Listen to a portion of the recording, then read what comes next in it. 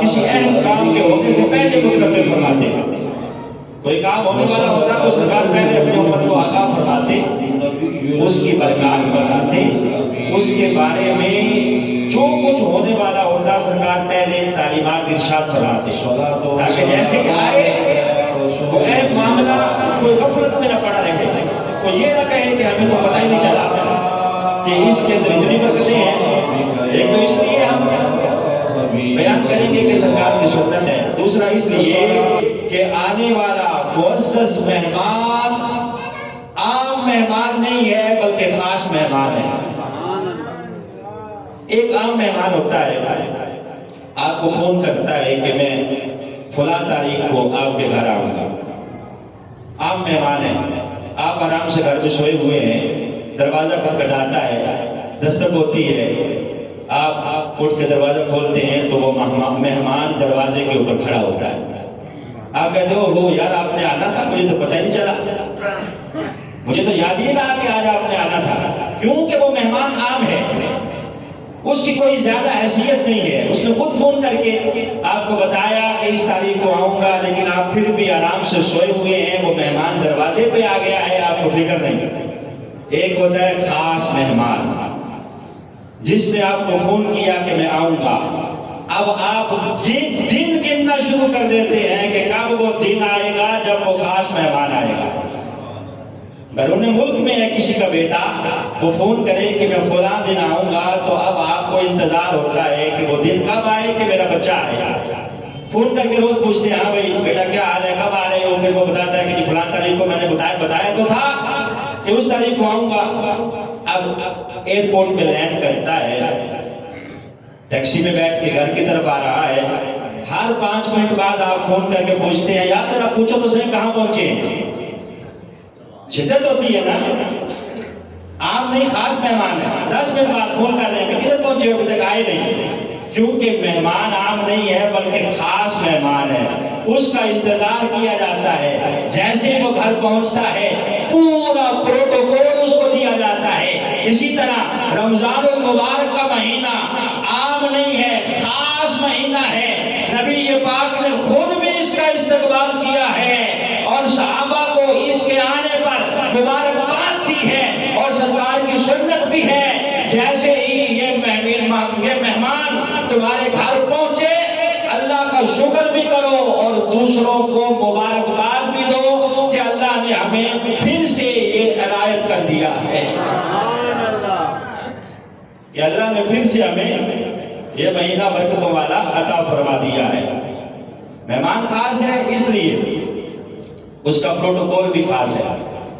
اور پھر اللہ رب العزت قرآن پاک کے اندر تذکرہ کرتا ہے شہر رمضان الذی انزل فیہ القرآن، شہر کہتے ہیں مہینے کو، فرمایا رمضان کا مہینہ وہ ہے جس میں ہم نے قرآن نازل کیا، قرآن اس کے اندر اترا ہے، اور قرآن کو ہے کہ ہر خوش اور تر چیز کا تذکرہ اللہ نے اس میں کر دیا ہے، ولا ربی ولا یابس الا فی کتاب مبین۔ اللہ فرماتا ہے کوئی خوش اور تر چیز ایسی نہیں ہے جس کا ذکر ہم نے قرآن میں نہ کیا، ہر چیز کا ذکر اللہ نے قرآن کے اندر فرمایا، کوئی خشک چیز ہے، تر چیز ہے، ہر ایک کا تذکرہ قرآن پاک کے اندر موجود ہے۔ تو مسجد محترم شامل اللہ قرآن کے اندر اللہ نے رمضان کا ذکر فرمایا، خواتین کا اللہ رب العزت نے قرآن پاک میں بیان فرمایا، ان کی جو تعلیمات ہے ان کا ارشاد فرمایا، لیکن ذکر قرآن کے اندر نام لے کے صرف ایک خاتون کا کیا، وہ کون؟ حضرت مریم سلام اللہ علیہا، جس کا نام لیا گیا قرآن پاک کے اندر، وہ حضرت مریم ہے خواتین میں سے۔ اسی طرح اللہ رب العزت نے نبی پاک کے صحابہ کی عظمتیں قرآن کے اندر بیان فرمائی، لیکن نام لے کے صرف ایک صحابی کا ذکر کیا، وہ کون ہے؟ حضرت زید رضی اللہ تعالیٰ، حضرت زید جن کا نام قرآن پاک کے اندر موجود ہے۔ اسی طرح مہینے سارے اللہ رب العزت کے ہیں، مہینوں کے احکامات اور بلا واسطہ ان کے حوالے سے قرآن پاک کے اندر تذکرہ موجود ہے، لیکن کسی مہینے کا نام لے کے ذکر نہیں کیا، نام لے کے ذکر کیا ہے تو رمضان المبارک کا کیا ہے۔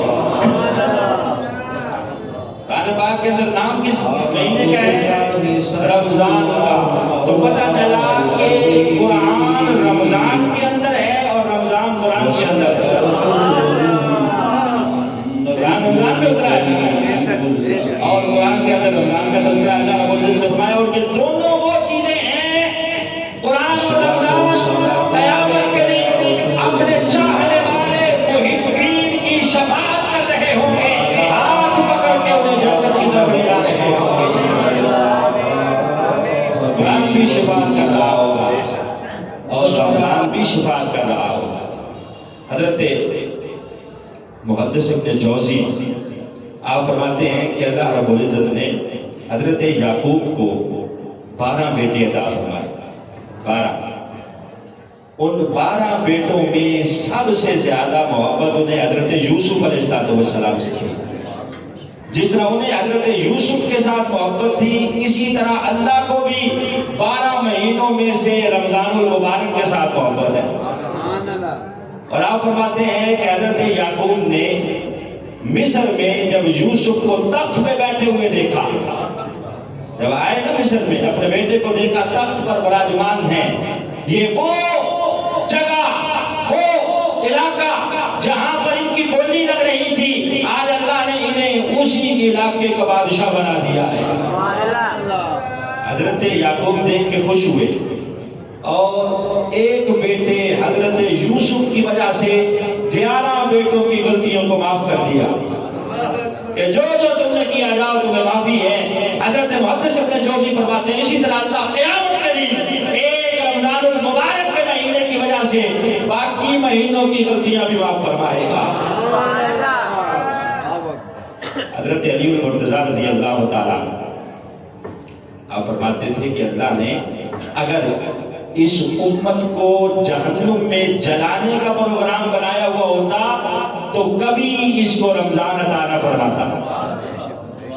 اگر اللہ کا پروگرام ہوتا اس امت کو جہنم میں جلانا ہی جلانا ہے تو پھر کبھی اس امت کو اللہ رمضان عطا نہ فرماتا۔ اور نبی پاک کی حدیث بھی ہے، سرکار نے فرمایا ہلاک ہو جائے وہ بندہ منبر پہ چڑھتے ہوئے میں وہ ہلاک ہو جائے، کون؟ کہا جس کی زندگی میں رمضان آیا اور اس نے رمضان المبارک میں عبادات کر کے جنت کو حاصل نہ کیا،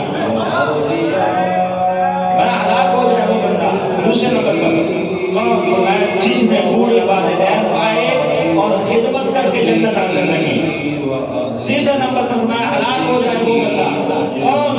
کہا جس کے سامنے میرا نام لیا گیا اور اس نے میری ذات کا ضرور نہ پڑھا۔ ایک بار پھر کے پڑھ لیں الصلوۃ والسلام علی رسول اللہ وعلی آلہ واصحابہ اجمعین۔ الصلوۃ والسلام علیک یا نبی اللہ وعلی آلہ واصحابہ یا رحمۃ للعالمین۔ تو نبی پاک صلی اللہ علیہ وسلم اس مہینے کا انتظار فرماتے، کب سے انتظار فرماتے؟ رجب المرجب کا مہینہ جب شروع ہوتا، یعنی 2 مہینے پہلے، جیسے ہی شعبان سے پہلا مہینہ جو رجب کا مہینہ گزرا ہے اس مہینے کا چاند طلوع ہوتا تو سرکار دعا مانگتے، اللہم بارک لنا فی رجب و شعبان، یا اللہ ہمارے اس رجب کے مہینے میں اور شعبان کے مہینے میں برکتیں عطا فرما۔ اور اگلا جملہ کیا ہوتا؟ وَبَلِّغْنَا رمضان، یا اللہ ان دونوں مہینوں میں برکتیں عطا فرما اور ہمیں خیر و عافیت کے ساتھ رمضان کے ساتھ ملا، ہمیں خیر و عافیت کے ساتھ رمضان تک پہنچا دے۔ بعض روایات میں آتا ہے کہ جب یہ مہینہ گزر جاتا 6 مہینے نبی پاک اداس رہتے اور جب یہ آنے والا ہوتا تو سرکار 6 مہینے اس کا انتظار فرماتے کہ آنے والا ہے۔ اور بالخصوص رجب کے مہینے میں نبی پاک کی دعا مانگتے، اللہم بارک لنا فی رجب و شعبان وبلغنا رمضان، یا اللہ ہمیں خیر و عافیت کے ساتھ رمضان تک پہنچا دے۔ جب آ جائے تو مبارکباد دینے کی نبی پاک کی سنت ہے، لیکن یہ حدیث کہیں نہیں ہے کہ جس نے رمضان کے آنے کی مبارک دی اس کے سارے گناہ معاف۔ یہ سوشل میڈیا پر آپ کو نظر آئے گی بس۔